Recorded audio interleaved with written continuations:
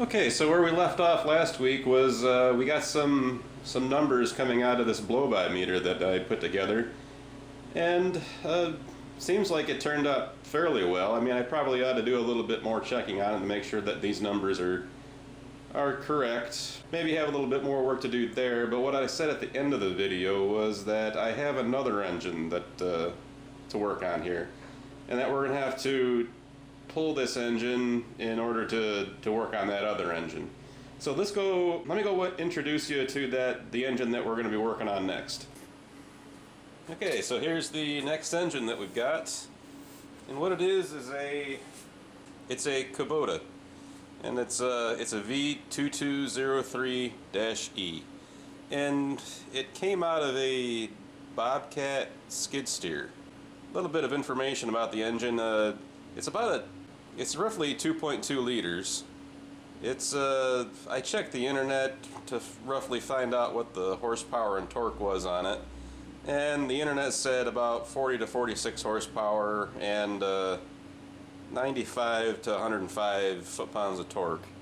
So the reason the engine's here and not in the skid steer out doing work is that the guy that owns it was he was saying that it was using a lot of oil, and I can kind of show you where he was saying the oil was coming out of.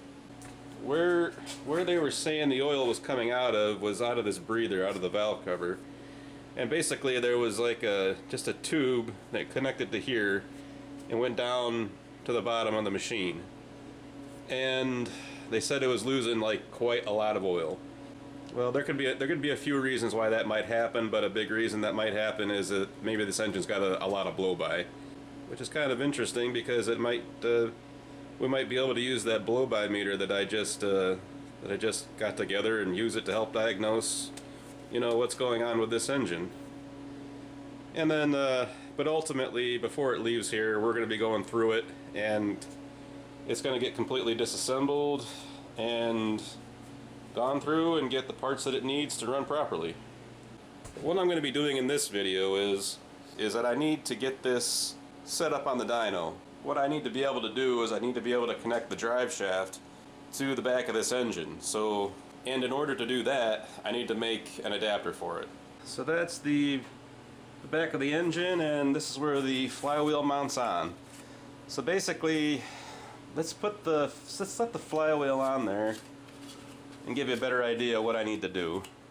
The flywheel registers onto the crankshaft via this recess here that's machined into the flywheel, so that the center line of the flywheel is on the same center line as the crankshaft. So that's just it kind of sitting on there. And what I need to do, I need to make an adapter between this and the drive shaft. So let me pull this off of here, we'll put it up on the bench and give you a better idea about what I need to make in order to get this started. Okay, so here's the flywheel up on the bench, and here's that area where we need to make an adapter for. What I like to do when I do these things is I like to register the adapter to this pilot hole here in the center. The thing I'm noticing about this pilot hole here is that it's not machined. It doesn't look like it's been machined at any rate. It looks like the casting surface that we see here is the same kind of surface we're seeing inside of here, which tells me that this bore here wasn't machined. And it could mean a couple of things. That this bore here is not in the same center as this bolt circle, so that could end up being an issue. And then I'll show you again over on the other side. This recess here is how the flywheel registers onto the crankshaft, so that the crankshaft's on the same center line as this flywheel.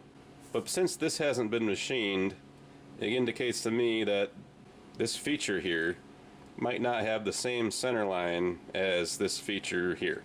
What could end up happening is the adapter that I make, if it's not on the same center line, it'll kind of wobble. But I did some basic dimensions here. I don't have a ton of inspection tools here, But I more or less kind of like measured from here to here. Of course, you can't really see with the shadow. Basically from this edge here to here, and I went around that in 6 different places. I did that in 6 places, and they were within about 5 thousandths of one another. So what I'm going to do is I'm going to take the chance and say that that's close enough, and that we're not going to be spinning this engine very fast, and I think there's a pretty good chance that that'll be okay. Back over on this side, like I said, we need to make an adapter to go between here and the drive shaft, and I'll show you an example of one that I built before. That's one side of it, and it's the other side, so I need to make something like this. But what I don't like to do is, I don't like to, especially, well, these days, I don't like to just go straight into making the metal, go straight into making a metal part. Because it takes time, it really takes quite a lot of time, and it takes tools, and then wear and tear on tools and equipment and everything like that. So what I like to do is 3D print this stuff first and see, you know, is the idea that I got, is it gonna fit? And then if it fits, then we can move on to making the metal part. So what we need to start out doing, we need to find this bolt pattern. Judging by the fact that it's got an alignment pin in it, there's 6 bolt holes there, and I'm gonna guess it's just 360 degrees divided by 6. So I'm guessing it's about 60 degrees between each bolt hole and that they're all the same. So that's gonna be an assumption that I'm making, and I need to know what the diameter of the bolt circle is. And then the next thing is we need to just take some dimensions, and because the drive shaft flange is going to be too big to fit down inside of here, it means that this adapter is going to have to come up and then step out. So it's going to look, in order to get that size bolt pattern on there, we're going to need to do something like that. And then we can do that in the solid model. Let me take a few dimensions here, and then we can go inside and start creating a 3D model of this, and then getting it on the 3D printer, and then we can bring it back out, bring the model back out here, and or the printed piece, bring it back out here, and test fit it. And if it all looks good, then we'll move on to making a metal part. Okay, let's do that. Okay, so this is basically the design I have to start with, and a problem I frequently run into when I'm doing this is that usually the crankshaft flange has a 6 bolt pattern on it, and the drive shaft flange has a 4 bolt pattern on it, and I frequently run into this problem where it's hard to get the bolt patterns on the same part. Now if they were both 6 bolt patterns, 6 bolt patterns, it'd be a lot easier to do, I think, but yeah, with the 4 bolt it does make it difficult. So what I don't really like about it is just how thin that's going to be there, but that's the best I can do. So let's get this over to the printer and get some fasteners ordered and see if this is going to work out for me. Okay, so here's the part after it came out of the 3D printer, and it seems like it turned out pretty good. I think I got the bolt patterns right. The only thing I kind of got a little bit wrong was maybe the diameter of this here, a little bit smaller than what probably what it needs to be, because it's, well, that's okay. I'll keep that in mind in the future. It seems to fit pretty well. There's enough clearance here to clear these fins. I might have made it a little bit taller than it needed to be, but well, I think that's going to be okay. Anyway, now that we've got this this model made and fitted and pretty sure that the dimensions are correct, I'm ready to move on to making it out of metal. So let's have a look what I'm going to make it out of. It's a solid piece of 4-inch steel. These parts here are welded on here for something else, for something I was doing before. But what I'm going to do is I'm just going to cut off a length of this and start fabricating and machining that that hub out of steel.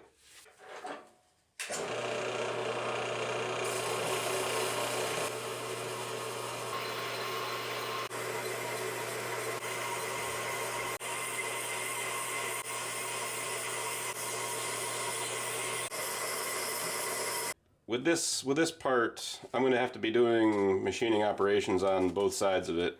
So I had to switch over to the 4-jaw chuck for this. And what we got to do first is, you see how much run out we got there. There's like, there's over 100 thousandths right now. So give me a minute. Let me dial this in and get ready to go.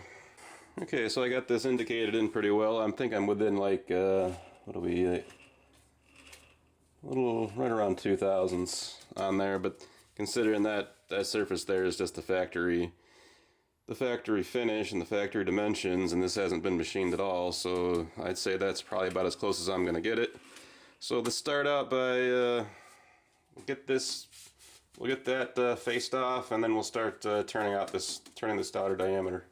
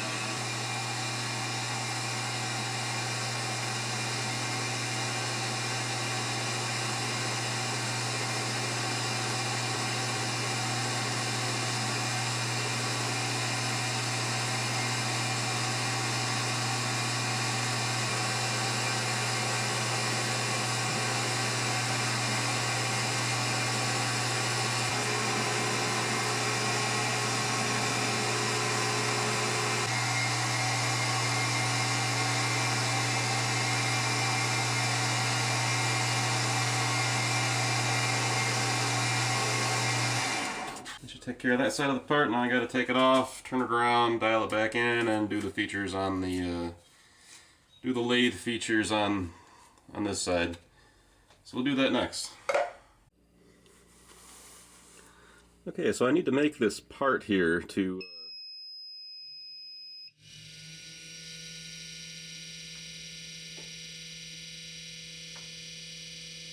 okay, so that was an alarm that went off there.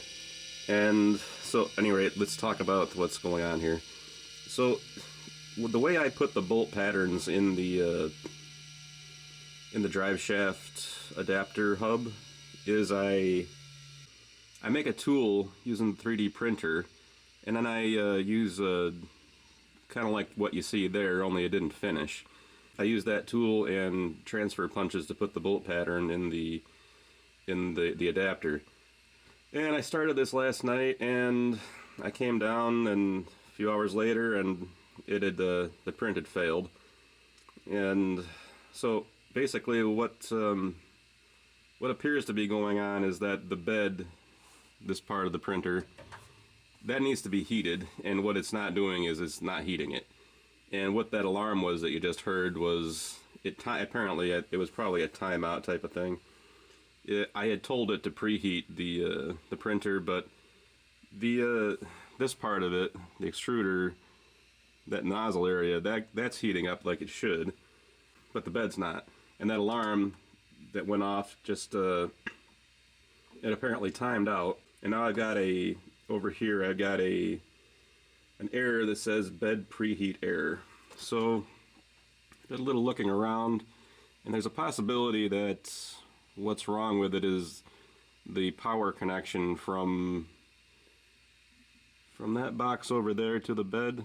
I'm kind of guessing that's someone said that might be the case, so let's get into that and find out. Okay, so I got the printer turned around here, and I felt like the best place to start looking for the problem was where the power connected to the bed, which is right here.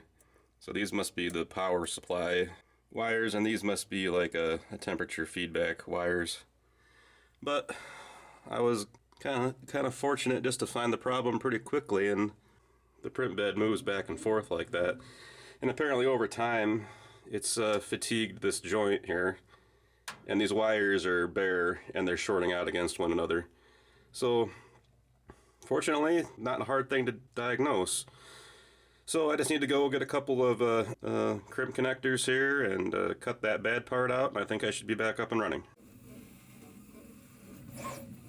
Alright, well hopefully the printer's fixed and we can move on out here while that's making that part. That's an 11-hour part to print, so yeah.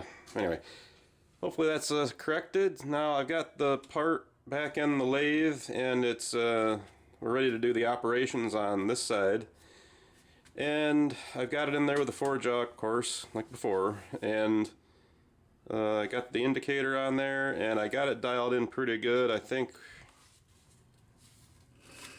think I'm down, let's kind of spin it over here. I think I'm down less than half a thousandths. That's about as good as I could get it. Maybe if I spent another hour with it, I could probably get it just perfect, but couple tenths, couple 2, 3, 4 tenths, I can live with that on this. Alright, so let's get to work on that, the features on this side.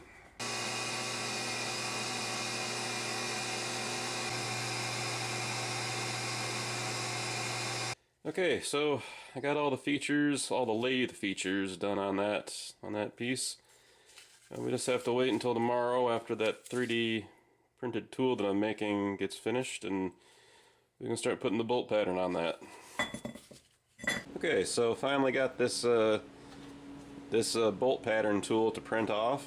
So we got that there, and then over here just got that kind of setting in the vise a little bit there. So the way it's going to work is this feature here will register onto this here, and that's how we'll keep this piece centered onto this piece. And then I just use a hose clamp, and then the hose clamp holds that in place so that it isn't turning while I'm putting the bolt pattern in there. And then all I do is take a transfer punch and just start and work my way around.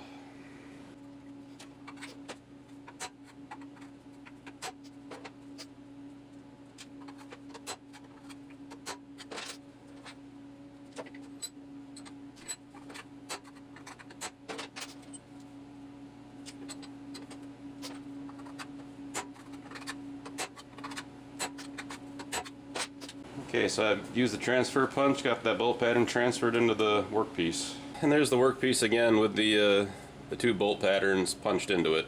So now let's get ourselves over to the mill and start putting this bolt pattern in.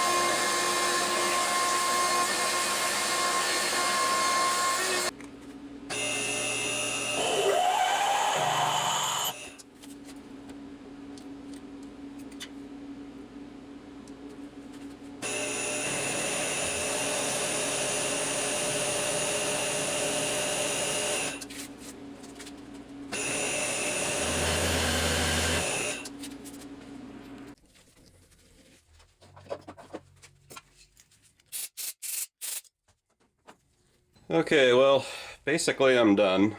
Uh, a couple of problems turned up while I was doing the work on the mill, and hopefully they're not going to be a deal breaker, but there's a possibility they may be. And that's a tough thing to deal with after you put so much work into something. But hopefully I can figure out a way to make it work, but we'll see. So basically this here is the part I was trying to make. And this is the part that I made. So the problems turned up while I was on the mill, and one of the problems, we'll see if I can show it well enough. Might need a flashlight.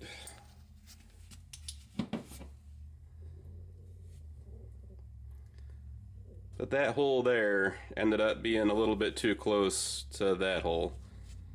So that means that the threads of the bolt are kind of protrude out a little bit into that hole there, and it's going to compromise a little bit of the strength. It's going to compromise a considerable amount of the strength of the bolt's ability to hold the two pieces together.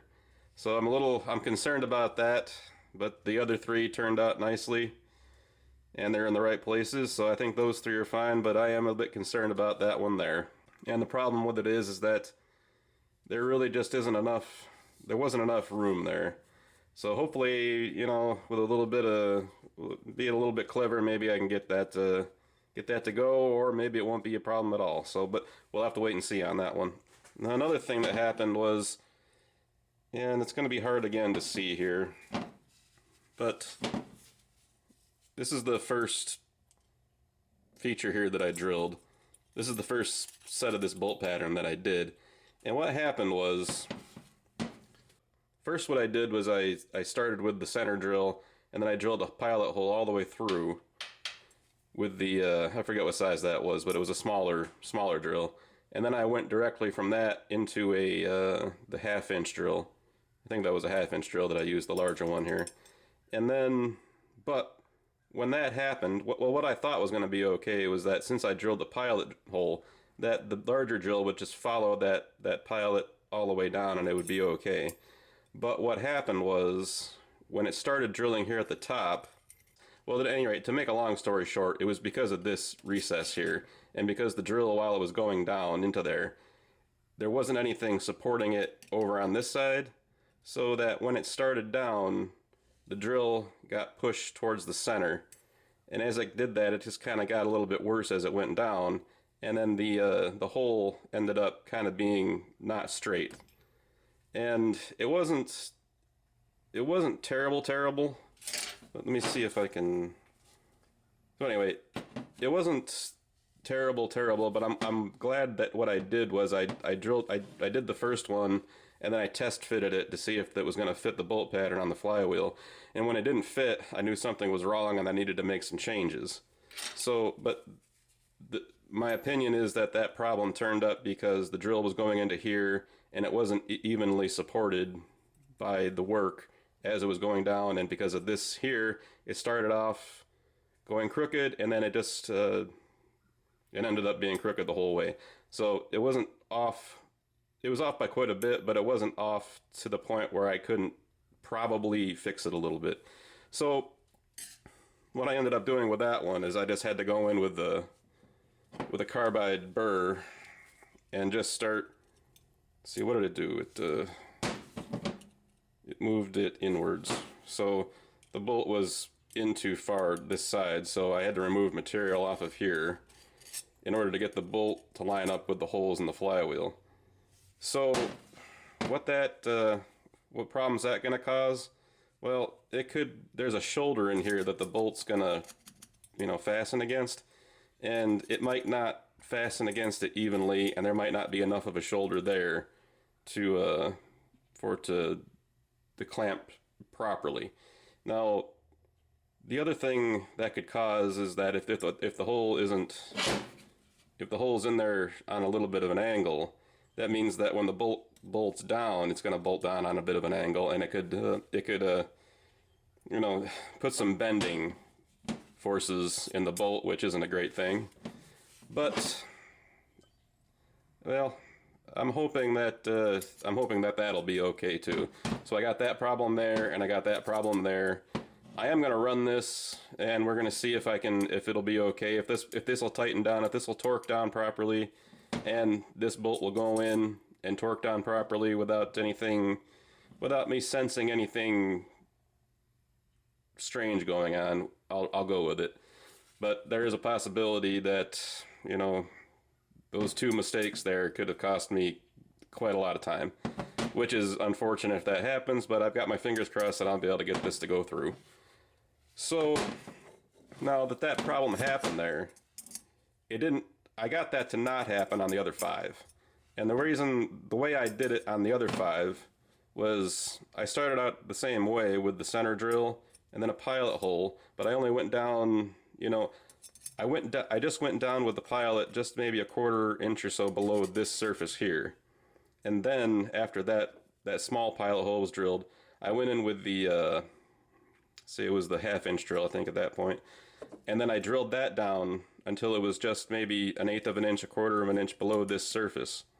And then I went through with the 5/8 drill just to remove a little bit more material. And then I came in with the 11/16 end mill. And so what I did by doing that was I got a starting point below this surface and below this surface. So after that, I went back in with a center drill and then finished drilling so I used the center drill, and then I went through and switched over to that pilot drill size and drilled it all the way down through. And then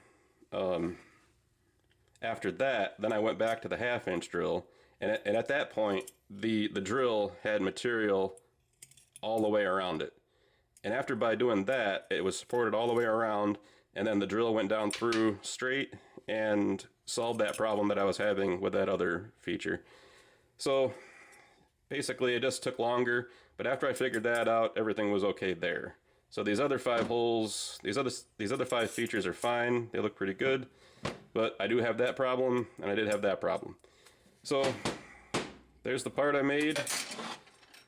Definitely all I got time for this week, and so hopefully this thing will work. And then the other thing I wanted to do was I wanted to have it bolted on the engine so you could see it bolted to the engine. But the mistake I made was I ordered these fasteners for it, but like a genius, I forgot to add in the width of the thickness of the flywheel flange. So they're about a 1/2 inch too short. These are the things that happen. So at any rate, that's all so, you know, some good things happened this week and some not so good things happened, but we're moving forward, and that's all I got for this week, and I'll see you next time.